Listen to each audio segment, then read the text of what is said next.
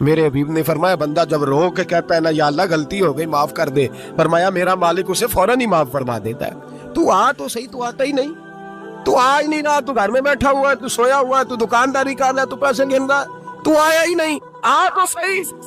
بلکہ میرے نبی پاک فرماتے ہیں جب اللہ پاک کا بھاگا ہوا غلام آتا ہے پھر تو اللہ زیادہ راضی ہوتا ہے، پھر تو اللہ زیادہ راضی ہوتا ہے، زیادہ راضی ہوتا ہے، تو آ تو صحیح، پہنچ تو صحیح۔ بلکہ صوفیات تو اور بات کرتے ہیں، وہ کہتے ہیں تو کبھی بھول کے بھی رب رب کرے تو اللہ تو اسے بھی قبول کر لیتا ہے، بھول کے۔ ملا رومی کہتے ہیں بنی اسرائیل کا بندہ ہے، صنم پتھر کو کہتے ہیں، بت کو کہتے ہیں، بت کے سامنے کھڑا ہے اور ساری رات کہتا ہے یا صنم یا صنم یا صنم، اے پتھر اے بت، ساری رات پکارتا رہا۔ رات گہری ہو گئی، نیند کا غلبہ تھک گیا، سونے کے قریب آیا تو غلطی سے منہ سے نکل گیا یا صمد، یا صنم کی جگہ نکل گیا۔ رب کریم نے فرمایا جبریل دوڑ کے جا، جو مانگتا ہے اسے دے دے۔ حضرت جبریل عرض کرتے ہیں مولا بھول کے تیرا نام لے رہا ہے، بھول کے لے رہا ہے۔ تو رب کریم نے فرمایا چل نام تو میرا ہی لے رہا ہے نا، میرا لے رہا ہے نا یا اللہ۔ وہ اللہ کریم نے فرمایا جھوٹے کے سامنے ساری رات کا کھڑا ہے، ساری رات کا پکار رہا ہے، اسے کچھ نہیں ملا، تو سچے کا نام لیا ہے۔ اگر میں بھی کچھ نہ دوں اور بت میں اور مجھ میں فرق کیا رہ جائے گا؟ جا جو مانگتا ہے جھولی بھر کے دے، نام تو لیا ہے نا۔ او بھائی تو بہانا تو بنانا، او آ تو صحیح نا، تو یہاں آ جا، پہنچ جا، آ جا، بس بیٹھ جا، اس کی بارگاہ ناز میں حاضر ہو نا، تجھے فرصت ہی نہیں۔ تو یاروں کے لیے ٹائم نکالتا ہے، بازاروں کے لیے ٹائم نکالتا ہے، گلیوں کے لیے ٹائم نکالتا ہے، چوکوں چوراہوں کے لیے ٹائم نکالتا ہے، ہفتے میں ایک دن ہوٹلنگ کے لیے بھی جاتا ہے، لیکن کبھی چھپ کے 2 نفلوں کی تجھے توفیق نہیں ہوتی۔ اور میں کئی دفعہ کہہ چکا ہوں جس بندے کو بغیر عبادت کے رزق زیادہ ملنے لگ جائے اس پر آزمائش ہوتی ہے رب کریم کی۔ اللہ فرماتا ہے اس کو پیسے دو، اسے آنے نہ دینا، اس کو چل پیسے دوڑ جا۔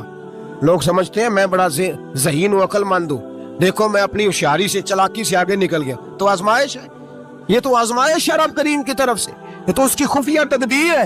میرے بھائی اس کی بارگاہ ناز تک جو آ گیا، آنا تو ہماری ذمہ داری ہے کہ نہیں؟ پھر اس کی رحمت آگے بڑھ کے استقبال کر لیتی ہے، پھر اللہ کا فضل اس کو تھام لیتا ہے اس بندے۔ میرے حبیب کریم سید عالم صلی اللہ علیہ وسلم نے فرمایا اللہ نے اپنی رحمت کے 100 حصے کیے ہیں۔ حضور فرماتے ہیں ایک حصہ اللہ نے دنیا میں نازل کیا ہے۔ کتنا؟ ایک حصہ۔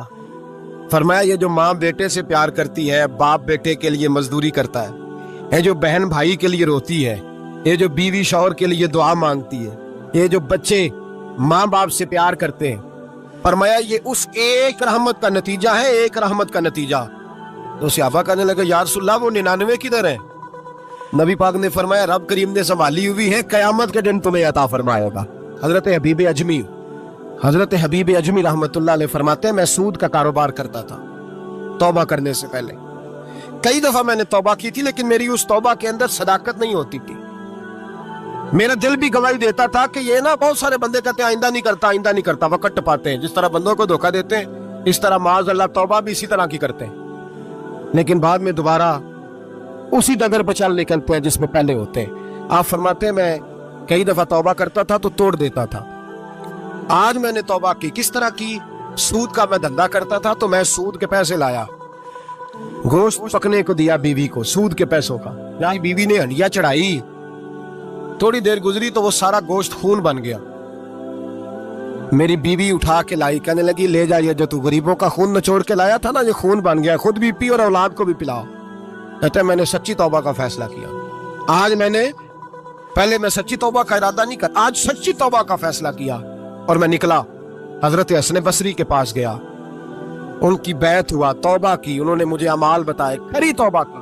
کہتے ہیں جب توبہ کے لیے گھر سے نکلا تو چھوٹے چھوٹے بچے کھیل رہے تھے، ایک بچہ کہنے لگا پیچھے ہٹ جاؤ بہت بڑا سودیا ہے، اس کا سایہ بھی پڑ گیا تو ہمارے اندر نحوست آ جائے گی، پیچھے ہٹ جاؤ سود کا دھندا کرتا ہے۔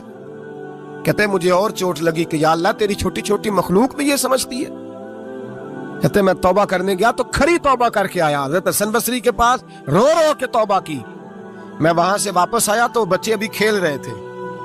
کہتے ہیں وہ بچہ جو پہلے بولا تھا کہ پیچھے ہٹ جاؤ بڑا سود والا ہے نحوست پڑ جائے گی، وہ بچہ پھر آواز دے کے کہنے لگا دوستو پیچھے ہٹ جاؤ، رب کریم کا ولی آ رہا ہے، اللہ کا بندہ آ رہا ہے، کہ ایسا نہ ہو ہمارے پیروں سے گرد اڑے اور اس ولی کے اوپر پڑے اور اس کی توہین ہو جائے۔ اللہ ہم سے ناراض نہ ہو جائے ولی کی توہین کر کے، پیچھے ہٹ جاؤ۔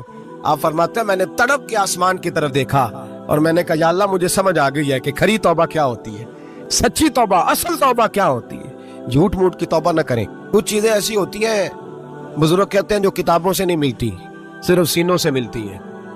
کورس تو فقط لفظ ہی سکھاتے ہیں، یہ آدمی ہے جو آدمی بناتے۔ میں نے کہا صاحب یہ سمجھ نہیں آئی کہ یہاں بھی صاحب وہاں بھی صاحب۔ کہنے لگے جی کس طرح؟ میں نے کہا جی یہاں قبر میں بھی سوالوں کے جواب اور پھر قیامت میں بھی۔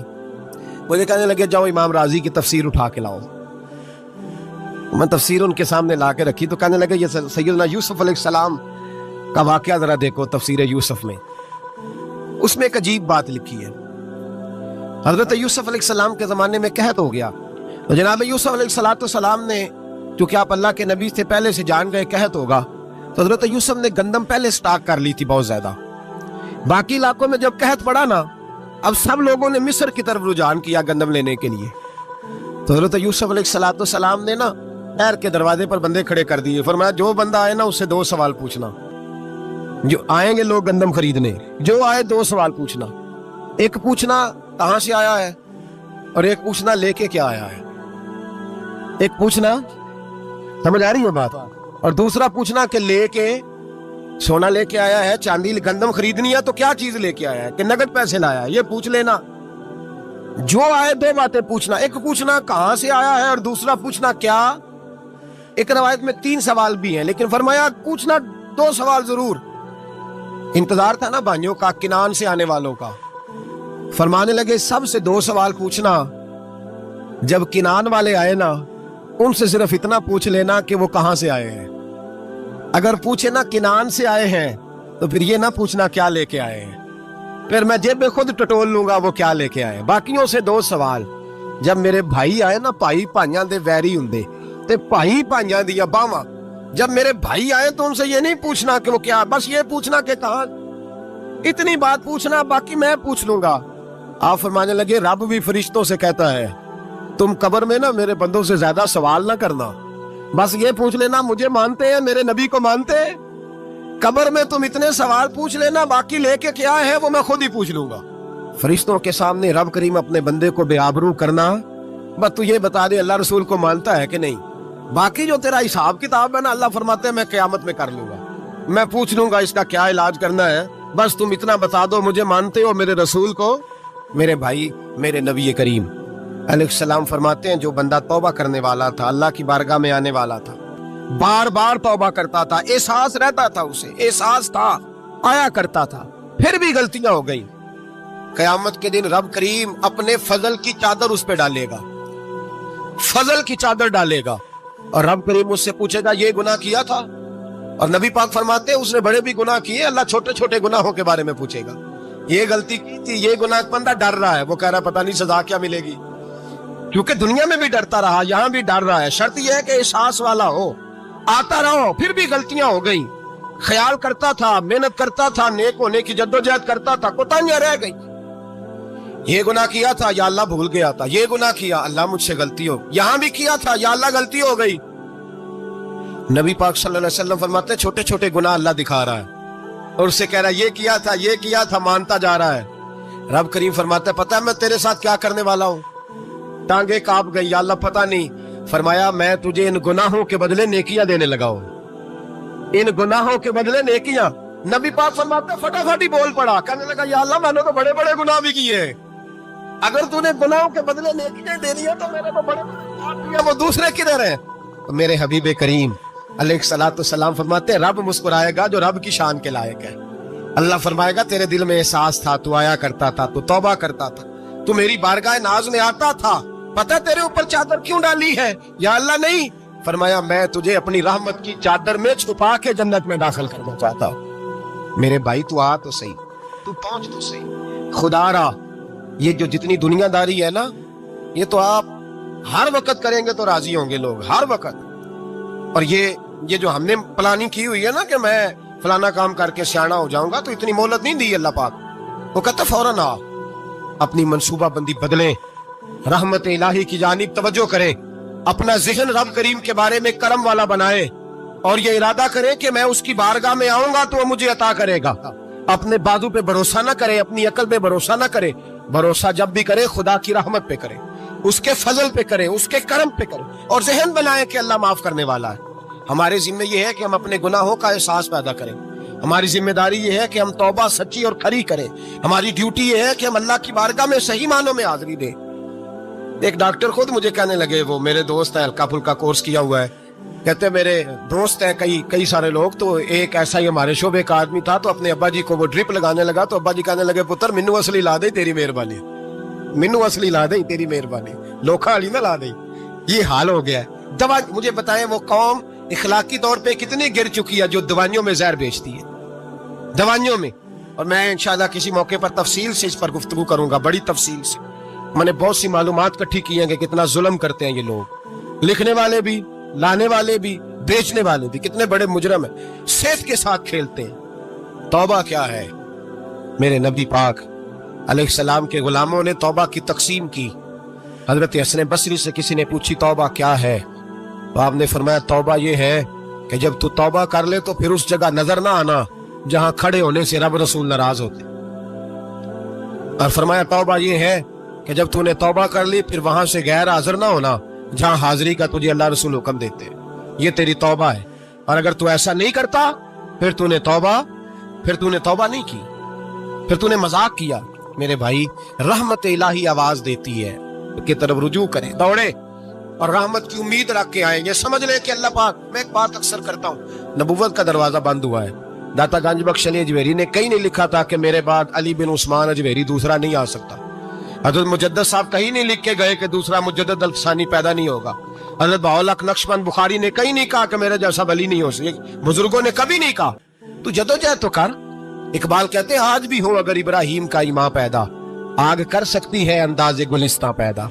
तू प्रोग्राम तो बना, आगे की तरफ तो सफर कर। मेरे नबी करीम सैयद आलम सल्लल्लाहु अलैहि वसल्लम ने फरमाया तेरे आ जाने से तेरा रब राजी हो जाता है। जब तू आता है तो तेरा अल्लाह राजी हो जाता है। ये जो हमारी मुश्किलात होती है ना, जिनमें हम उलझे होते हैं, वो जो हमें जादू हो जाता है, तवीज कर देते हैं हमारे करीबी रिश्तेदार, वो तवीज नहीं होते, वो हमारे अमाल की सजा होती है, हमारे अमाल की सजा होती है। हम वो ढूंढते फिरते हैं कि बाबा मिल जाए फूक मारे सही कर दे, हालांकि वो हमारे अमाल की सजा है। हमें अपनी तरबियत करनी चाहिए हमें। और वैसे भी दम दुरूद तवीज धागा मैं अक्सर कहा करता हूँ, मैं कहता हूँ मैंने किसी किताब में नहीं पढ़ा कि कोई बंदा नबी पाक से यमन से दम कराने आया हो, कि मैं हुजूर से दम कराने जा रहा हूँ, मिस्र से आया हो दम कराने, शाम से दम कराने आया हो। मेरे नबी पाक के पास जो भी आया करता था, नबी पाक का दीन सीखने आया करता था। दम दुरूद तो एक ज़िमनी चीज है, जिल्ली चीज है, हो गया तो ठीक है, वरना अल्लाह पाक अगर बीमारी में राजी है तो नबी पाक ने खुद बीमारी को सीने से नहीं लगा के रखा। खुद अल्लाह के महबूब सैयद आलम सल्लल्लाहु अलैहि वसल्लम का विसाल बीमारी के साथ हुआ, तो बीमारी तो मुरीदनी है मेरे नबी पाक की, वो तो कनीज है हुजूर के घर की। आम दाम पर से मतलब खरी तौबा, सच्ची तौबा। और किस तरह की तौबा? मेरे नबी करीम अलैहिस्सलातु सलाम ने एक दिन सहाबा से पूछा एक बात तो बताओ, बुखारी मुस्लिम की हदीस है, या रसूल अल्लाह पूछिए।